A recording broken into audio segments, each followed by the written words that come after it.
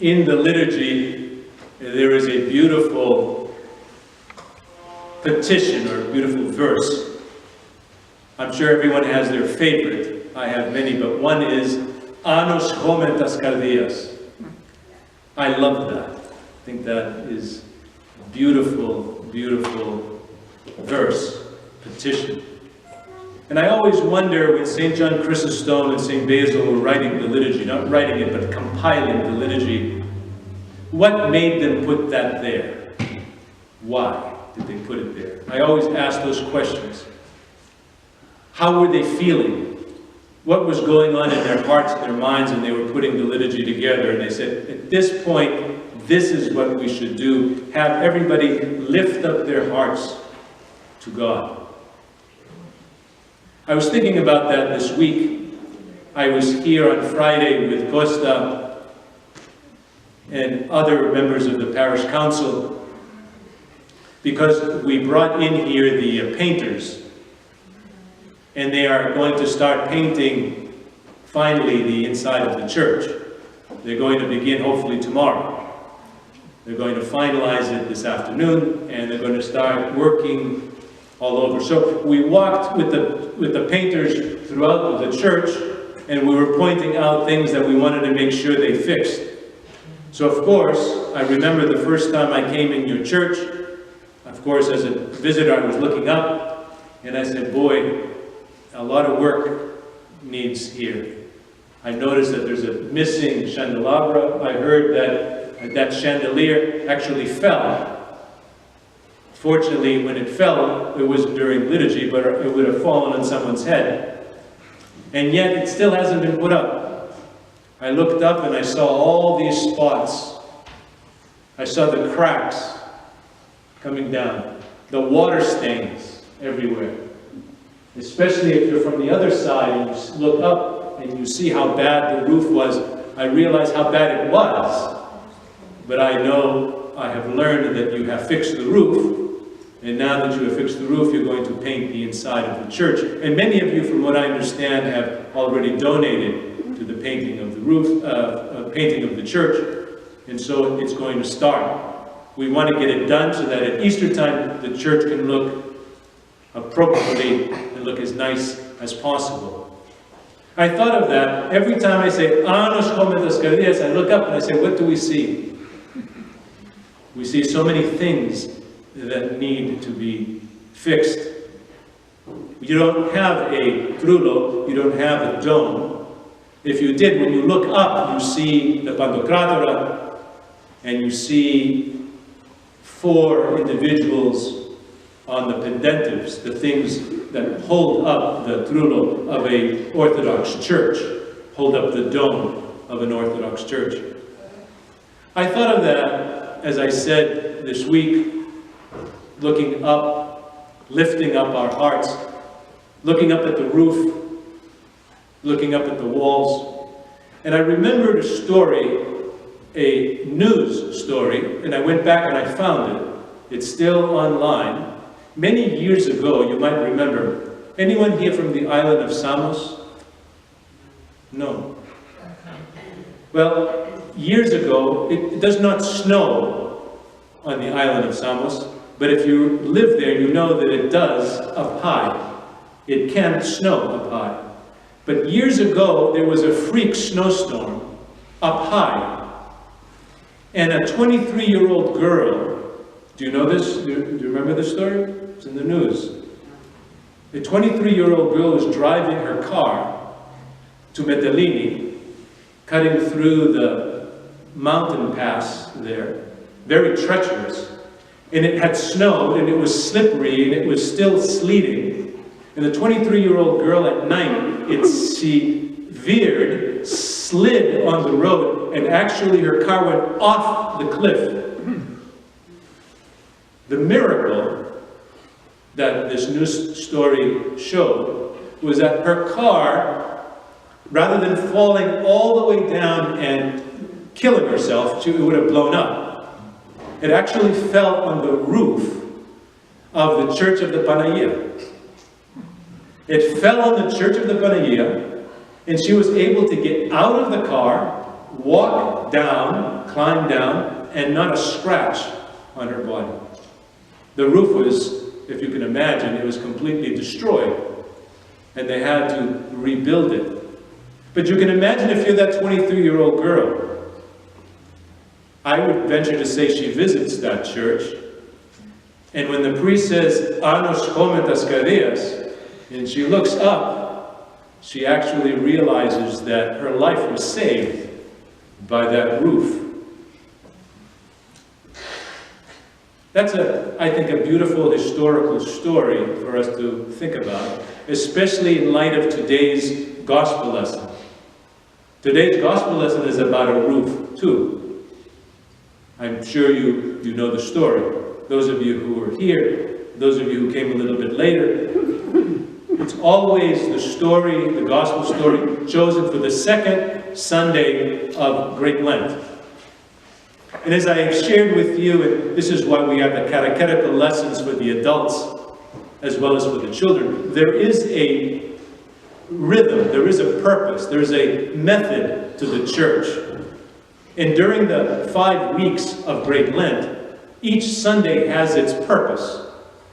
It's a time, as I have shared with you, of catechesis, in which we are to reacquaint ourselves with the gospel, to reacquaint ourselves of what it is that Jesus Christ did. Why are we coming to church to receive Holy Communion? And why do we come to church during Great Lent and then finally go to Easter, Pascha? What's the purpose of the Triodic?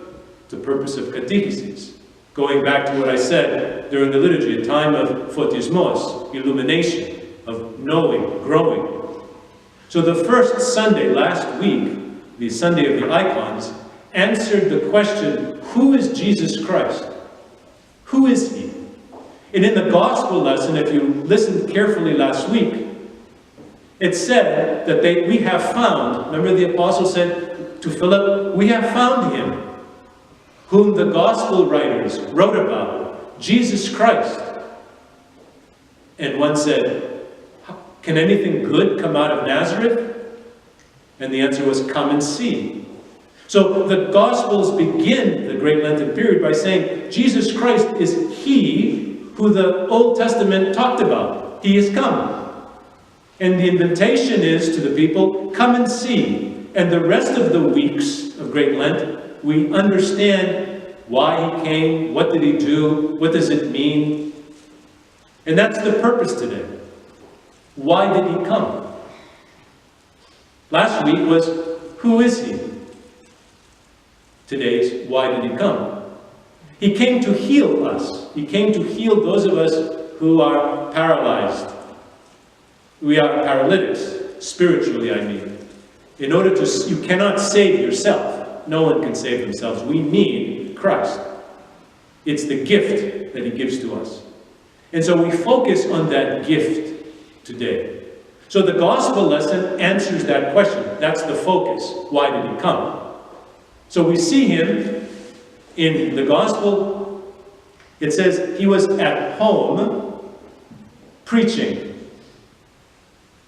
How many times have I said that's the job of the priest, to teach, to preach? If we don't do that, then we're not doing our work.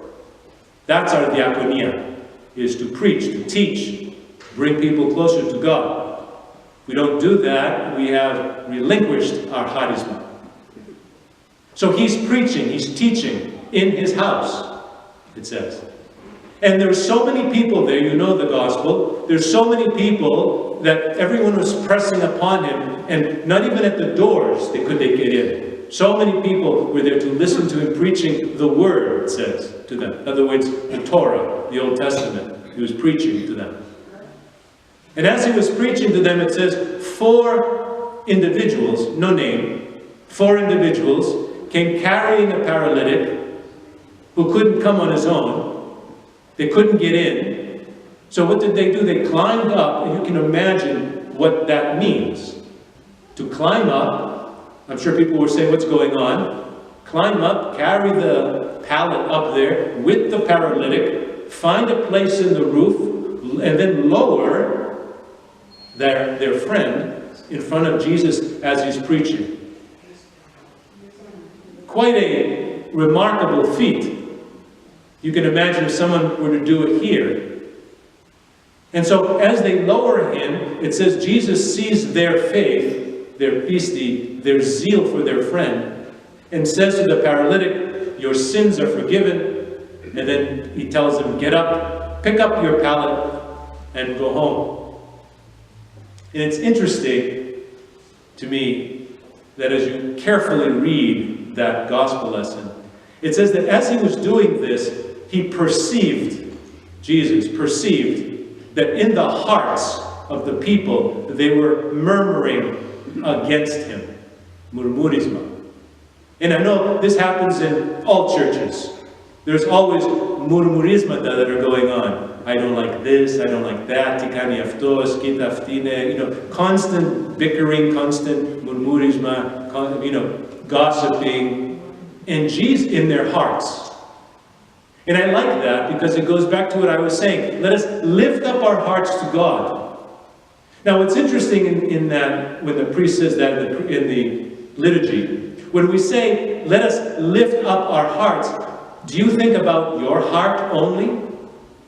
Or do you lift up the hearts of other people too?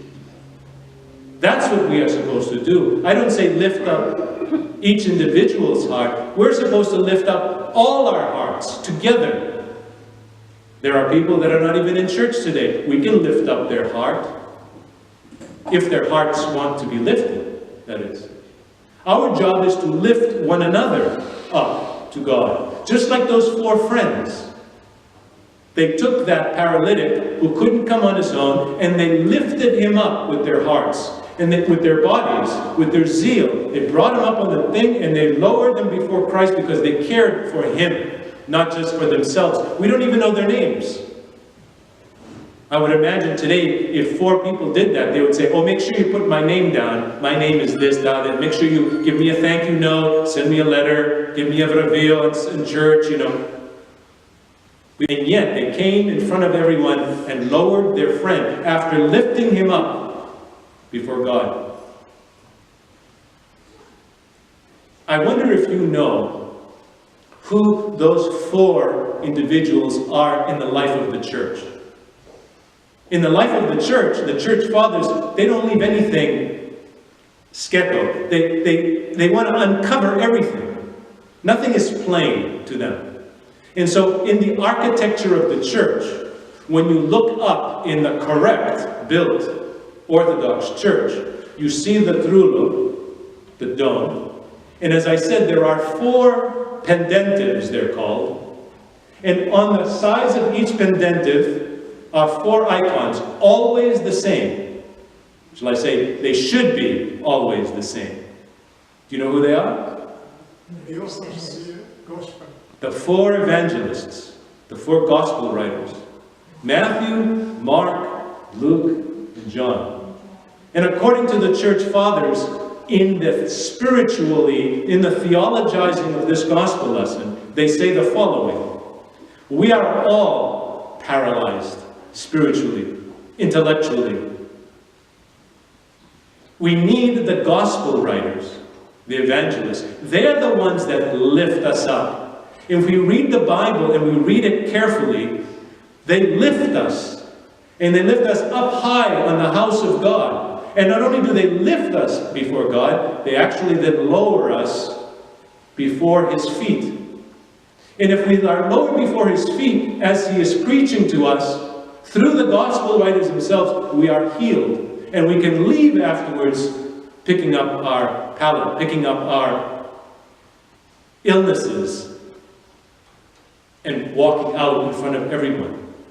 It really is a spectacular gospel lesson. That's why Jesus came. And that's why we do that on the ceiling. So when we say, Anos cometas cardias, we look up, and what do we see? We see Christ in the Pantocrator. We see the 4 pendentives of the evangelist.